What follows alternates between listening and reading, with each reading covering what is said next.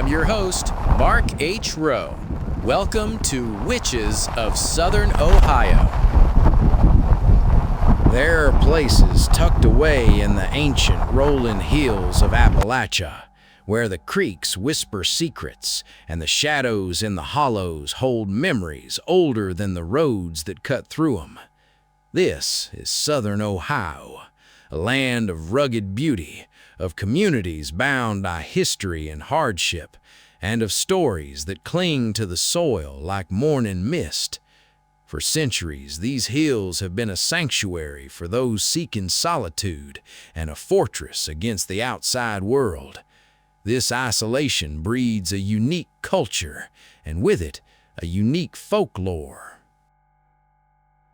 Tonight, we venture into the heart of that folklore. We're not looking for historical records or documented trials. We're seeking the tales told in hushed tones around a dwindling fire, the legends passed down from one generation to the next, becoming richer and darker with each telling. We're listening for the whispers of the witches who were said to walk these hills. We'll journey to the dark, tangled woods of Hollow Creek, cross the mineral-stained grounds of Salt Lick, and wander the haunted mists of Paint Valley. These are the witch stories of Southern Ohio. Our first stop is Hollow Creek, a place whose name itself suggests concealment and things best left undisturbed. The trees here grow thick and close, black oak and hickory forming a canopy that can turn midday into a perpetual twilight. The air is heavy, damp, smelling of rich earth, wet stone, and decay. It's a place that feels watchful. And for generations, the thing it was watching for was Old Woman Grady. She lived in a ramshackle cabin, so deep in the woods it seemed the forest itself had tried to swallow it. Smoke curled from its crooked chimney only at odd hours, and no path led to its door. They said her eyes were like chips of coal, and that she spoke more to the crows than to any person. She was a practitioner of root magic, a healer for those desperate enough to seek her out, and a terror for those who crossed her. She was a paradox. Some whispered she could soothe a colicky baby with a chant, while others swore she could sour a neighbor's milk with a glance. One of the most famous stories tells of a farmer, Jebediah Cain, a man known more for his temper than sense. His prized bull, a creature of immense size and value, wandered onto a property. Cain stormed to her cabin, rifle in hand, demanding his animal back. He threatened her, called her a hag, and kicked at her porch steps. Old Woman Grady simply appeared in the doorway, a shadow within a shadow. She stared at him, a thin, unsettling smile on her lips, and said, "What's mine stays mine, and what's yours will soon be dust." Cain found his bull the next day, standing dumbly in its pasture. But something was wrong. Its eyes were clouded, and it refused to eat. A strange malady took hold, wasting it away with terrifying speed. Within a week, it was dead. Then the sickness spread.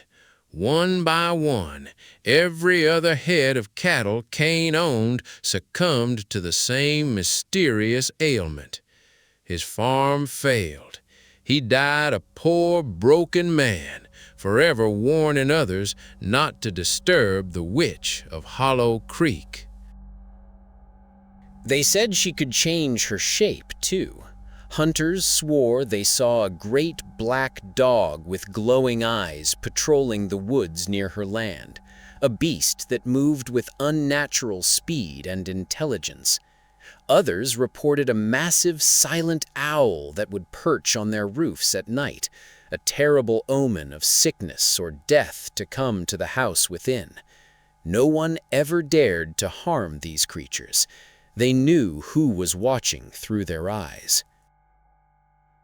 From the deep woods, we travel to Salt Lick, a region named for the natural salt and mineral deposits that have drawn animals and people for centuries. But where there are resources from the earth, there is also magic. Here, the stories are less about malevolent figures in the woods and more about the intricate, personal nature of hexes, curses, and their cures. This was the magic of everyday life, born from envy and fear. In these tight-knit communities, misfortune was rarely seen as just bad luck. A sudden illness, a prized sow that delivered a stillborn litter, a crop that inexplicably failed to grow. These were often attributed to a crossing or a hex put upon a family by a jealous neighbor or a slighted acquaintance. Paranoia was a currency, and the belief in witchcraft was a way of making sense of a cruel and unpredictable world. One of the most enduring legends from the Salt Lick area is that of the Miller family.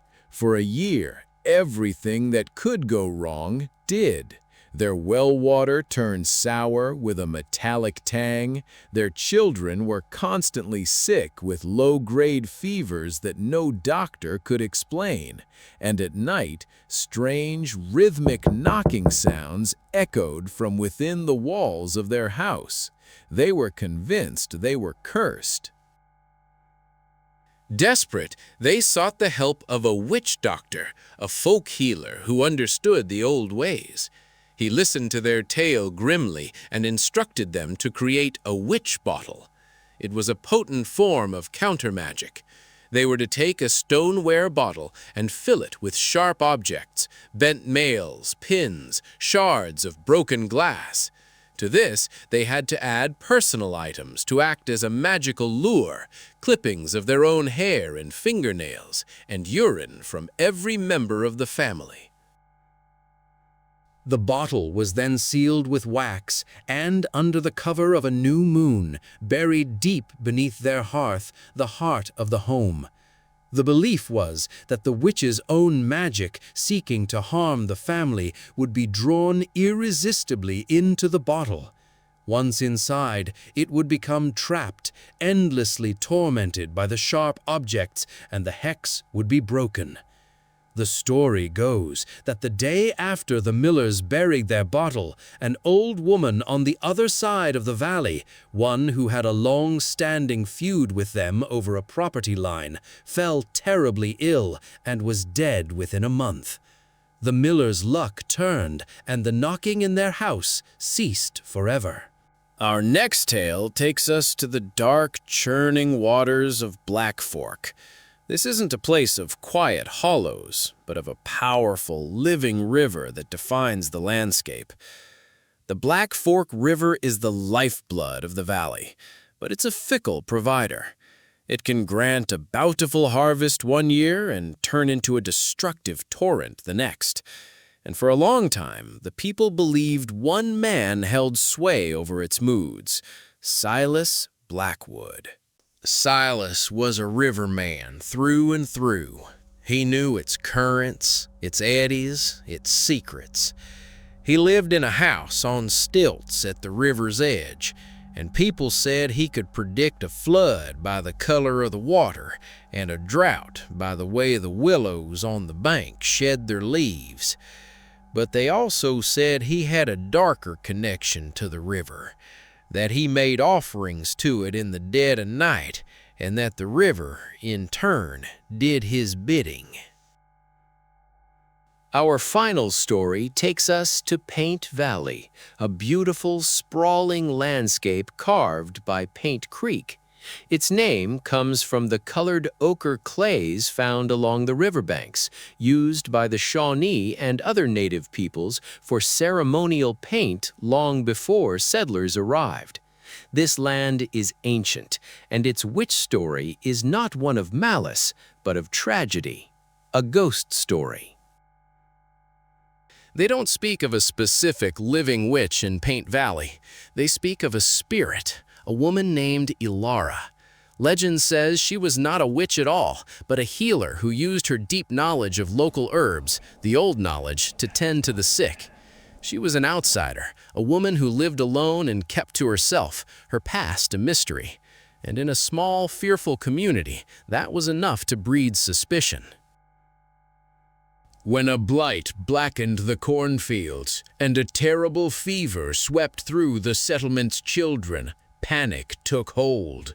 The community needed someone to blame, and their eyes fell on the strange woman in the woods. Accused of witchcraft, she was chased from her home by a mob. The legend differs on how she died. Some say she was hanged from a great oak tree by the creek.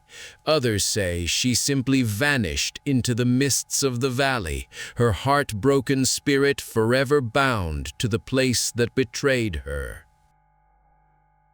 Now they call her the Phantom of Paint Valley. On nights when the fog rolls in thick and low from the creek, travelers report seeing a fleeting white figure moving silently along the riverbank. They hear a woman's soft weeping on the wind, a sound of profound sorrow that chills the soul. They say the air around her smells faintly of wild mint and lavender. She is not a specter of terror, but of melancholy, a reminder that the greatest evil is sometimes the fear in men's hearts.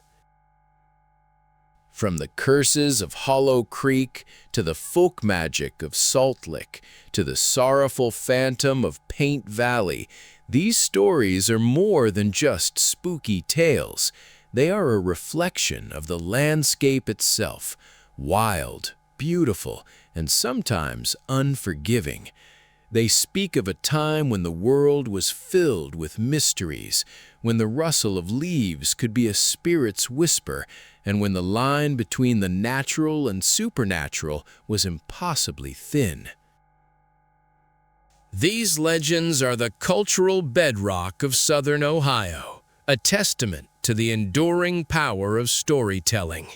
They remind us that some truths aren't found in history books, but are carried on the wind through the dark and quiet hollows of Appalachia. Thank you for joining me on this journey into the shadows. I'm Mark H. Rowe.